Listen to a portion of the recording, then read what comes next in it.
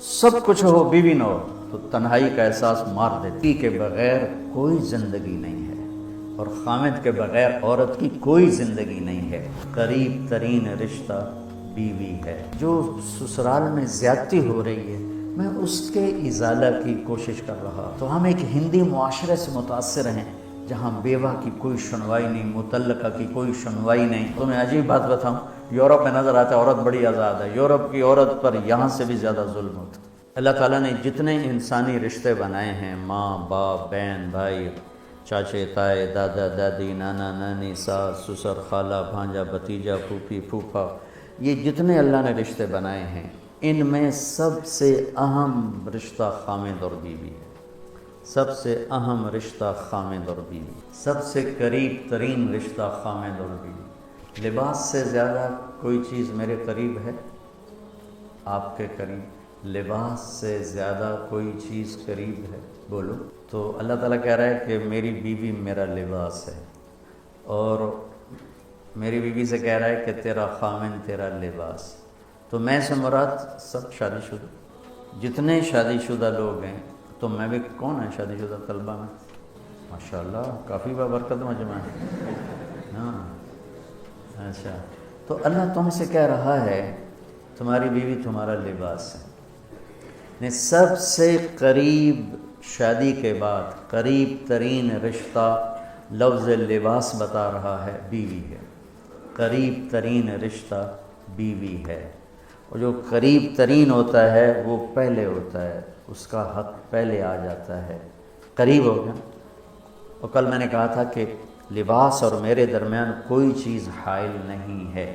اس سے میں نے وہ ایک حدیث کو اس کے ساتھ جوڑا تھا جو آپ نے حضرت فاطمہ رضی اللہ تعالیٰ عنہ سے فرمایا تھا کہ جسے میں پسند کروں اسے تو پسند نہیں کرے۔ تو چپ کر کے واپس چلی گئیں اور اپنی اور بیگمات رسول سے فرمایا کہ بھائی آپ جانو اور آپ کا مسئلہ، میں اب اس میں نہیں پڑتی۔ تو یہ رشتہ سب سے قریب ہو جاتا ہے، اس سے قریب اور کوئی رشتہ نہیں ہے۔ جب یہ سب سے زیادہ قریب ہے تو اس کے حقوق بھی سب سے پہلے ہوں، اس کا حق بھی سب سے پہلے ہوگا، اس کا خیال بھی سب سے پہلے ہوگا۔ ہمارا جوائنٹ فیملی سسٹم ہے، میں کوئی بچیوں کو ساس سسر کے خلاف نہیں بھڑکا رہا، جو سسرال میں زیادتی ہو رہی ہے میں اس کے ازالہ کی کوشش کر رہا ہوں۔ آنے والی بچی اپنے ماں باپ کو چھوڑ کر آئی ہے، اب وہ اپنے خامد کے ماں باپ کو اپنا ماں باپ بنا لے تو اس کی سعادت ہے، اور بچے کے ماں باپ نے اپنی بیٹیوں کو آگے روانہ کر دیا ہے، وہ اس آنے والی بہو کو اپنی بیٹی بنا لیں تو کتنا خوبصورت ہو جائے گا یہ نظام۔ لیکن تربیت بھی نہیں ہے اور سیرت بھی سامنے نہیں ہے۔ مجھے حدیث یاد آ گئی، میرے نبی نے فرمایا یہ جو میرے انصار مدینہ ہیں، سنو بڑی عجیب حدیث ہے، یہ جو میرے انصار مدینہ ہیں یہ اتنے اچھے ہیں، ان کے گھر کسی کی بیٹی جب شادی ہو کے آتی ہے تو اسے یہ احساس ہی نہیں ہوتا میں سسرال میں ہوں یا ماں باپ کے پاس ہوں۔ یہ میں چاہتا ہوں، یہ میری تشریح میں کوئی کمی زیادتی ہو جاتی ہوگی، کوئی سائڈ زیادہ بیان ہو جاتی ہے، کوئی کم ہو جاتی ہے، لیکن میں یہ چاہتا ہوں۔ یہ حدیث مجھے اللہ نے ابھی یاد دلوائی ہے، حیات الصحابہ میں ہے، جلد اول میں ہے، کہ آپ نے فرمایا کہ یہ جو میرے انصار، میں دوبارہ کہہ رہا ہوں، یہ جو میرے انصار مدینہ ہیں یہ اتنے قابل تعریف ہیں کہ ان کے گھر جب کسی کی ڈولی اترتی ہے تو اس آنے والی بچی کو یہ احساس نہیں ہوتا کہ میں اپنے گھر میں ہوں یا سسرال کے گھر میں۔ میرے عزیزو، کم از کم تم جو میری اولاد ہو، تم میری روحانی اولاد ہو، تم تو میری بات کو آگے چلاؤ کہ تم اپنے گھر کو، اپنی بیوی کو اس طرح رکھو، اپنے ماں باپ کو بھی اس پہ تیار کرو، اپنی بہنوں کو اس پہ تیار کرو۔ ایک رخ تنقید دی، اے کر دی بھائی، اے کر دی بھائی، یہ سارا یہ میرا ماحول ہے، پتہ اٹھیندی کی میں، باندھی کی میں، ٹردی کی میں، یہاں تک یہ ساری کہاں سونی بات ہے۔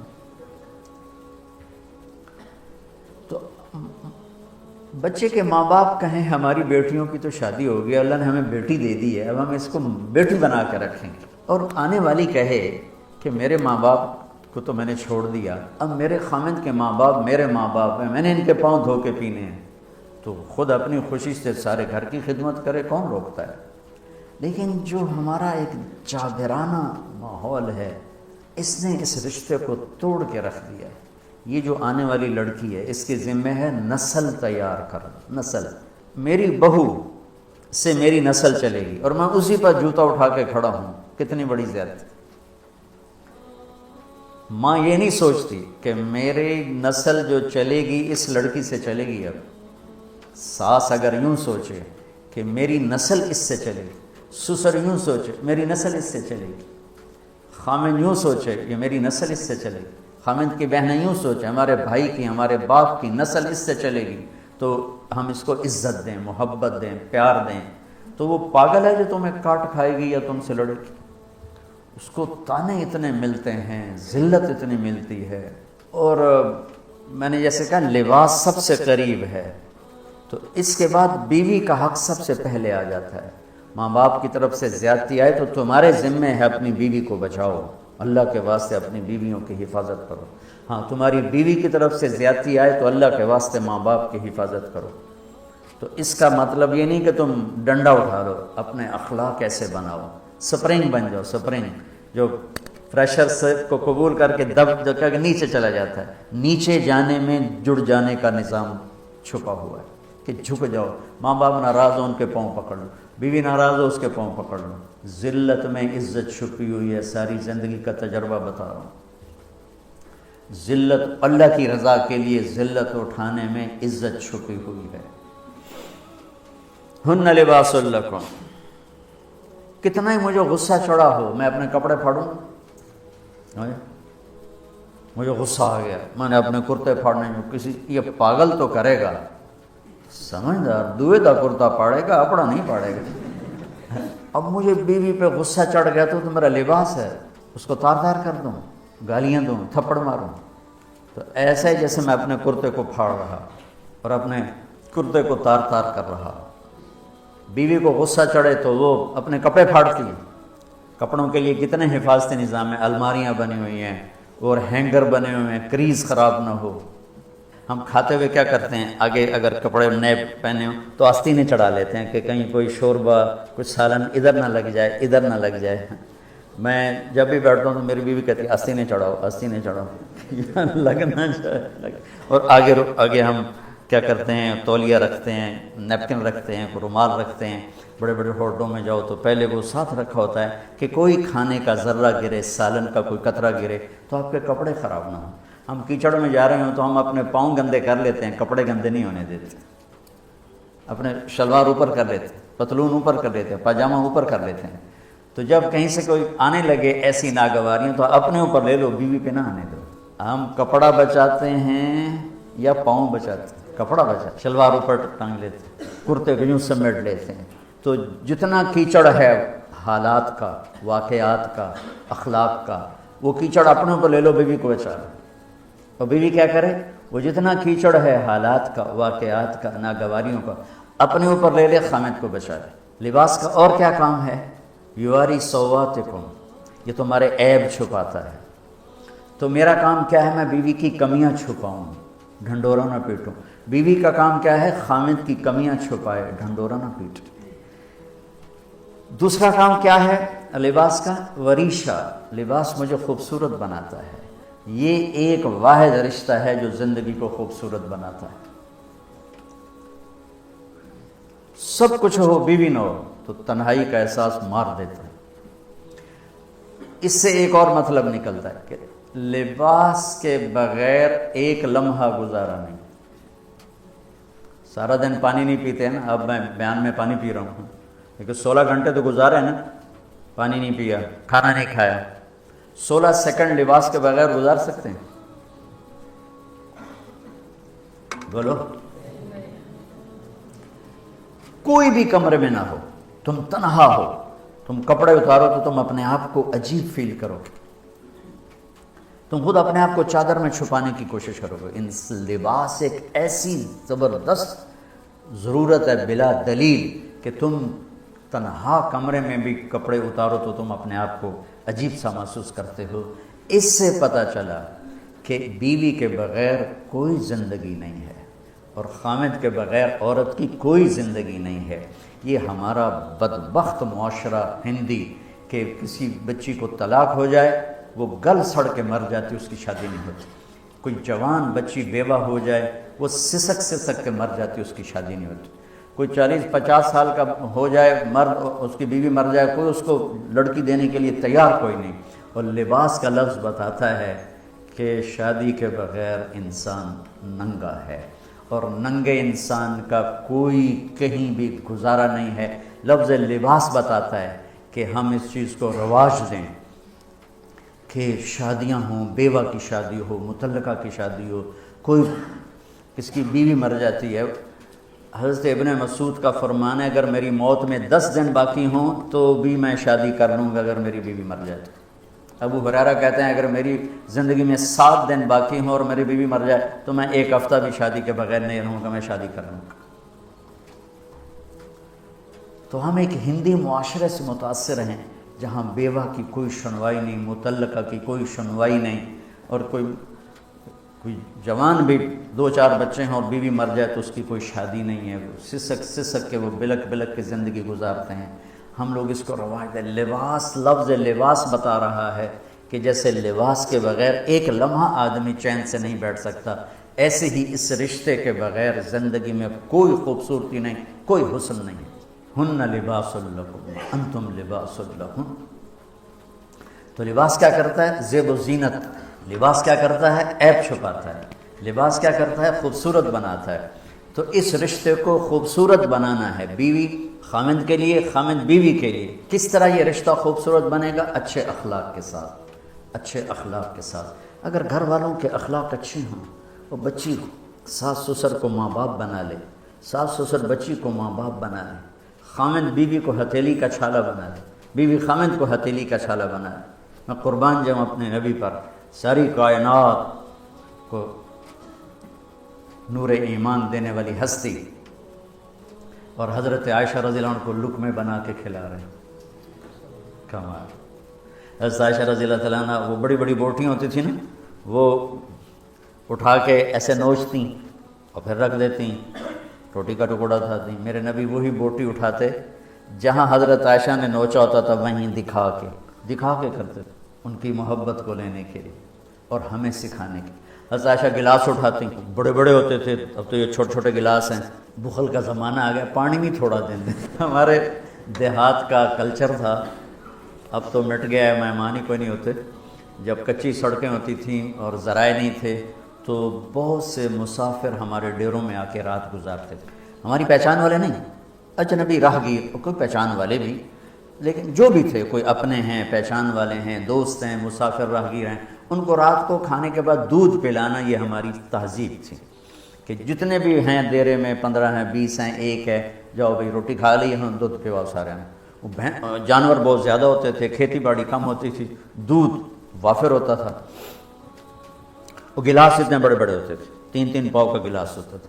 تو ایک ہمارے دادے کے زمانے کا نا چاچا لال سنپال، وہ آ گیا دیرے میں، نوکر گیا دودھ پلانے، تو گلاس کو دیکھ کے نوکر سے کہندا پتر میں نہیں پیندا۔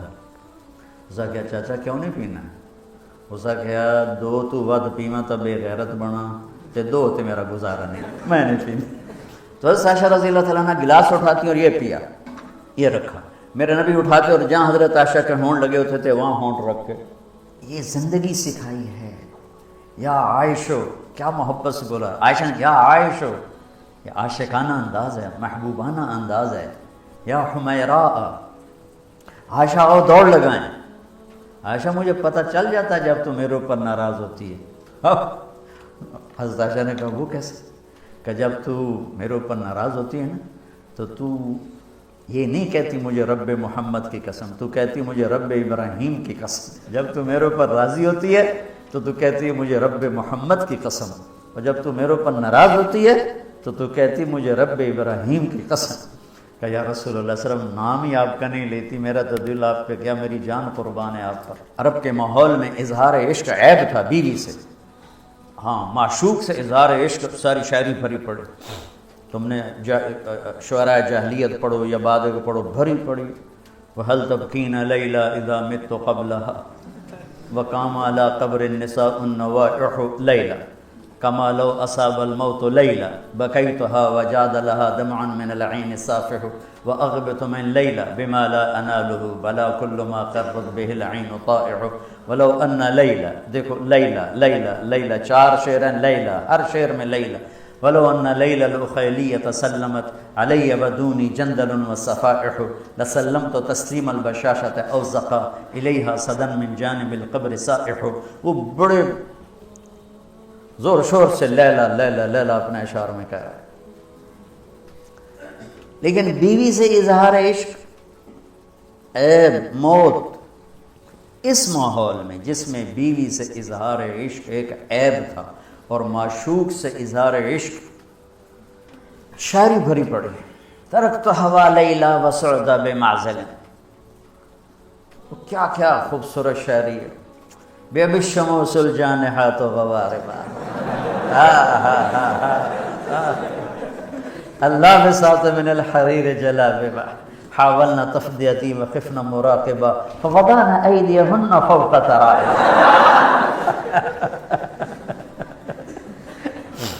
عرب کی شاعری بھری پڑی ہے عشق و معشوقی سے۔ اس ماحول میں میرے نبی سے ایک شخص کہتا ہے، یا رسول اللہ من احب الناس الیک، آپ کو سب سے زیادہ کس سے پیار ہے؟ بھری محفل ہے، مسجد الگ نہیں یوں کر کے پوچھ رہا ہوں، بھری محفل میں آپ سب سے زیادہ کس سے پیار کرتے ہیں؟ تو آپ نے زور سے کہا عائشہ سے۔ اللہ اکبر، اللہ اکبر، ہائے ہائے ہائے، وہ تو ہل گئے، وہ کہنے لگے، ان کی تو سمجھ میں نہیں آئی بات، تو انہوں نے کہا یا رسول اللہ میرا مطلب ہے مردوں میں آپ کس سے زیادہ پیار کرتے؟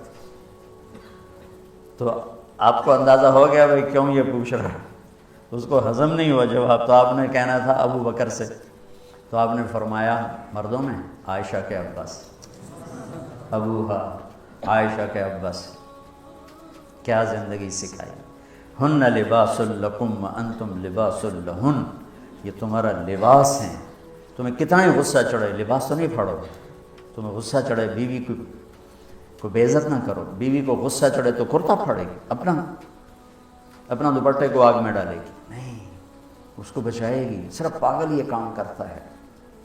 اسی ایک لفظ لباس کے اندر زندگی گزارنے کا پورا طریقہ موجود ہے، اور اسی کے اندر بیواؤں کی، مطلقہ کی، رنڈوے کی شادی کا اشارہ خوبصورت موجود ہے کہ لباس کے بغیر تو ایک لمحہ انسان نہیں گزار سکتا، تو اس کو رواج دینا یہ ہمارے ذمے ہے، اور اپنے نبی کی معاشرت کو بتانا یہ ہمارے ذمے ہے۔ ہم تو ان مسائل میں پڑ گئے جن کا نہ جنت سے تعلق ہے نہ جہنم سے تعلق ہے، الٹا وہ مسائل جس میں زیادہ اختلاف ہے اس میں زیادہ بولنا، زیادہ تقریریں کرنا، اس چیز نے ہمیں اپنی منزل سے بہت دور کر دیا، ہم کھو گئے ہیں، کہیں اور چلے گئے ہیں۔ تو اس عرب کے ماحول میں میرے نبی نے لباس بنا کے دکھایا۔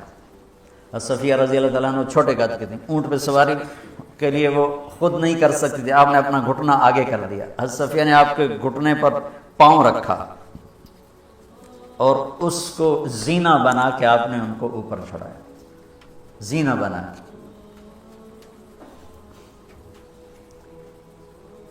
جہاد کے سفر سے واپسی ہو رہی ہے، سب صحابہ سے کہا آگے نکل جاؤ، سب آگے نکل گئے، اتنا نکلے کہ غائب ہو گئے، نظر نہیں آ رہے، تو آپ نے کہا عائشہ دوڑ لگائیں، اللہ، عائشہ دوڑ لگائیں، ہمیں کہا لگائیں، تو حضرت عائشہ فرماتی ہیں میں نے دوڑ لگائی، میں آگے نکل گئی، آپ پیچھے رہ گئے۔ کچھ سال گزر گئے، جہاد کے سفر سے واپسی ہو رہی، آپ نے کہا عائشہ دوڑ لگائیں، میں نے کہا جی لگائیں، چلو بھائی آگے چلے جاؤ، سب آگے چلے گئے، غائب ہو گئے، تو کہنے لگے میں نے دوڑ لگائی، میں موٹی ہو گئی تھی، میں پیچھے رہ گئی، آپ آگے نکل گئے، تو آپ نے کہا حاضی بتلک، اب ہمارا تیرا حساب برابر ہو گیا۔ آپ بچوں زندگی تو پڑھو کہ تمہارے نبی نے کیا خوبصورت زندگی گزاری ہے، ایک صحابی کہتے ہیں دائم الفکر متواصل الاحزان، کیسے تھے ہمارے نبی؟ تو وہ جواب دیتے ہیں بڑے غمگین، بڑے فکر مند. ٹھیک ہو؟ یہی سوال ایک شخص حضرت عائشہ سے کرتا ہے کیسے تھے ہمارے نبی؟ کہتی ہیں کان ضحاکن بسامن، بڑے ہنسنے والے، بڑے مسکرانے والے. ایک کہہ رہا ہے بڑے غمگین، بڑے فکر والے، ایک کہہ رہی ہیں بڑے ہنسنے والے، بڑے مسکرانے والے. یہ فرق کیوں ہے؟ ایک نے دیکھا ہے مسجد کے ماحول میں، وہاں نبوت کی ذمہ داری مقدم ہے اور اس کا احساس آپ پر وزن ڈال رہا ہے. اما عائشہ نے دیکھا مسکراتا ہنستا، کہاں؟ گھر میں. گھر میں آپ مسکرانے والے ہیں، آپ ہنسنے والے ہیں، اور نبوت کی ذمہ داری ہے، درد بھی ہے، لیکن اس کو اندر چھپا لیا ہے. اب بیگم کو ہنس کے دکھا رہے ہیں، خوش ہو کے دکھا رہے ہیں، اور ان کے ساتھ لاڈ کر رہے ہیں، ان کے ساتھ پیار کر رہے ہیں. وہ جو حدیث ام زرع ہے شمائل ترمذی کی، کتنی لمبی چوڑی وہ لایانی کہانی ہے، اور آپ نے بیٹھ کے ساری سنی. آج کا تو کوئی بزرگ ہو تو کہتا ہو تو کیا لایانی شروع کر دی، اتنی دیر میں تو ذکر ہو سکتا تھا. بیوی کے ساتھ لایانی بھی عبادت، وہ لایانی تو ہوتی نہیں بیوی کے ساتھ. جہاد کا سفر ہے، جہاد کا، اور سفر کے لیے تیاری کا اعلان اور کوچ کا اعلان. حضرت عائشہ اونٹنی پہ بیٹھیں، گلے میں دیکھا ہار کوئی نہیں. کہا یا رسول اللہ میں تو نہیں جاؤں کہ میرا ہار گم ہو گیا، میرا ہار پہلے ڈھونڈوائیں. سارے لشکر کو ہار پہ لگا دیا. آپ کہتے تیرا دماغ خراب، میں جہاز میں تیرے لاڈ اٹھاؤں اور تیرے ہار کے پیچھے میں سفر کینسل کروں؟ چلو چلو. آپ نے کہا چلو بھائی عائشہ کا ہار ڈھونڈو. سارے ہار ڈھونڈنے میں لگ گئے، سارے. یہ میں کہاں سے، کوئی میں فرضی کس سے بیان کر رہا ہوں؟ گھڑ گھڑ کے بیان کر رہا ہوں. تمہیں اپنے حبیب کی سیرت سے اٹھا کے دے رہا ہوں. کوئی آپ کسی سیر پہ نہیں نکلے تھے کہ کوئی بات نہیں سفر کینسل کرو. جہاد کا سفر ہے اور آپ کہہ رہے ہیں عائشہ کا ہار ڈھونڈو. آپ دیکھ رہے تھے کہ آگے عورتوں کے ساتھ کتنے کتنے ظلم ہوں. تم کو بھی سنو ان کی چیخیں اور آہیں جو میں سنتا ہوں تمہارے کلیجے پھٹ جائیں کہ کس قدر ظلم ہے. اور تمہیں عجیب بات بتاؤں، یورپ میں نظر آتا ہے عورت بڑی آزاد ہے، یورپ کی عورت پر یہاں سے بھی زیادہ ظلم ہوتا. دیکھنے میں وہ آزاد نظر آتی، لیکن اوف اللہ اللہ. شام ہو گئی تو قافلہ رک گیا. اب تو بھائی شام ہو گئی، ہار نہیں ملا. مغرب عشاء کے لیے تو پانی موجود تھا. اب عشاء پڑھنے کے بعد پانی ختم، چونکہ خیال تھا بھائی اگلی منزل پانی ہے تو وہاں جا کے نماز پڑھیں گے. تو اب پانی کوئی نہیں ہے، اور سب نے ابو بکر صدیق رضی اللہ تعالیٰ عنہ کو تانے دینے شروع کیے. تیری بیٹی کی وجہ سے اب فجر کی نماز کا کیا بنے گا؟ اب تو پانی کوئی نہیں، وضو کیسے کریں گے؟ تیمم کی آیت ابھی آئی نہیں ہے. تو حضرت ابو بکر صدیق کو غصہ چڑھا. وہ گئے اللہ کے نبی کے خیمے میں، وہ تو باپ تھے، تو آگے اللہ کے نبی حضرت عائشہ کی گود میں سر رکھے سو رہے تھے. حضرت عائشہ یوں بیٹھ ہوئی تھی. اب کیا کریں، وہ سوئے ہوئے ہیں تو بول تو سکتے نہیں. تب وہ چہرے سے ان کو ڈانٹ رہے ہیں اور آگے بڑھ کے انگلی یہاں مارے یوں.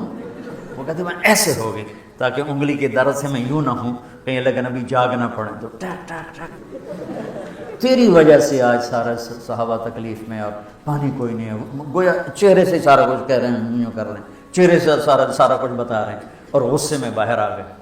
اللہ کے نبی کی آنکھ کھلی، پتہ چلا پانی کوئی نہیں، نماز کا ٹائم ہے. اللہ نے کہا چلو فتیمموا صعیدا طیبا، چلو بھائی مٹی سے تیمم کرو، ہم نے تمہیں پانی سے بھی بے نیاز کر دیا.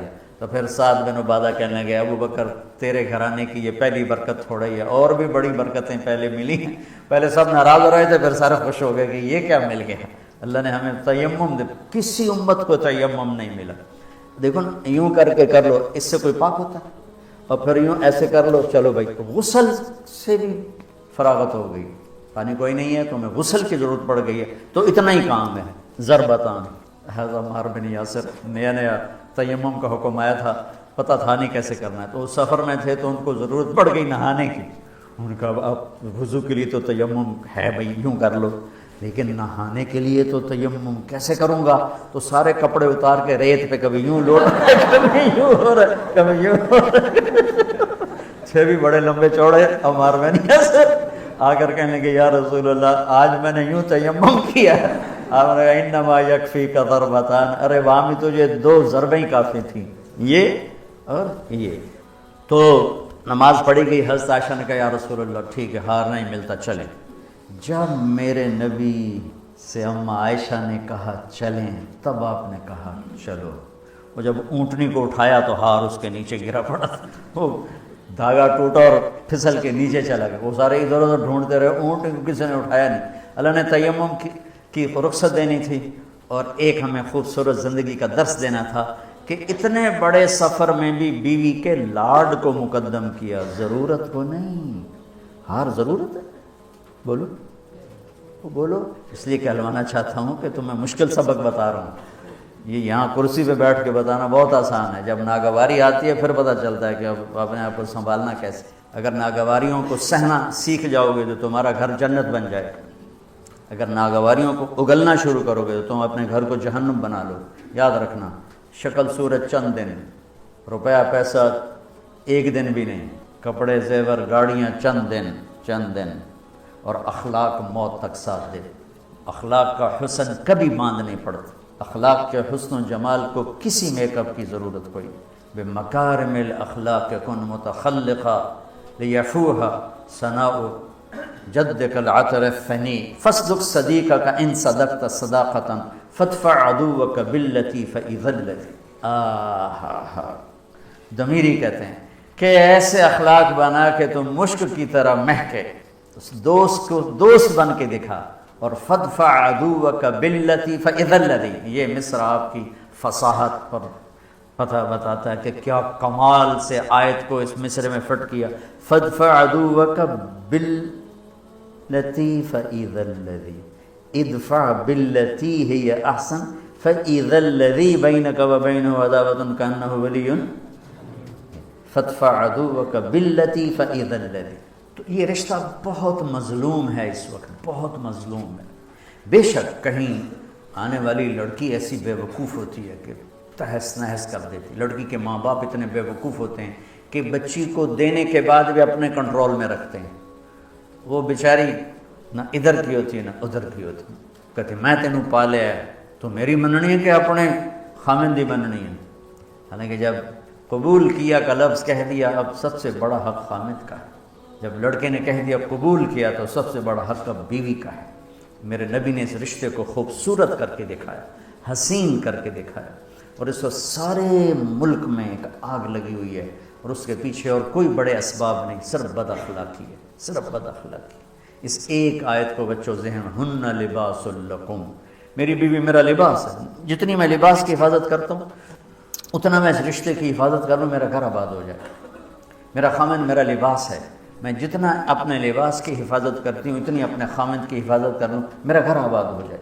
تو یہ بہت خوبصورت تشبیہ ہے، بہت خوبصورت تعبیر ہے جو میرے رب یہاں لے کر آئے ہیں، اور زندگی گزارنے کا طریقہ۔ اور دوسری بات دیکھو، اللہ اس آیت کو لائے ہیں روزے کے فرض میں۔